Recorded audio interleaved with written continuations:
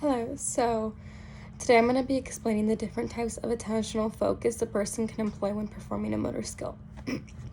First off, starting off with what attentional focus is. This is the directing of one's attention to specific aspects of our performance or performance environment.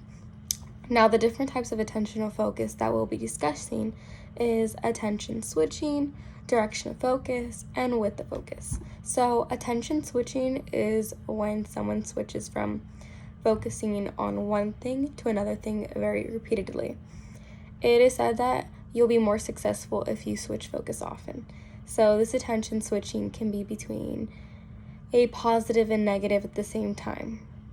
It can be a negative because this can mean that you're not focused on your assigned project, although it can be positive because it can mean you're also multitasking.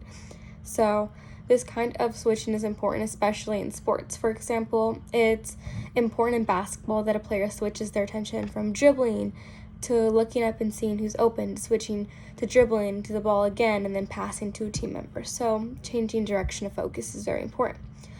Sometimes switching attention can help someone be better. So now moving on to width of focus. The width of focus can be narrow or broad, and this depends on the complexity of an activity. When the width of focus is narrow, that means that it's a small amount of cues that someone has to pay attention to. An example is when someone's playing tennis and they only have to focus on one ball.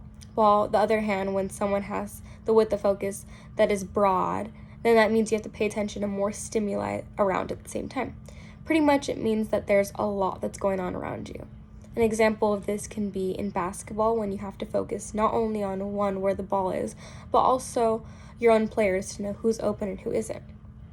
Then finally, the direction of focus can be internal and external. So starting off with internal, this means that you have more focus on your body movement more than what the outcome is.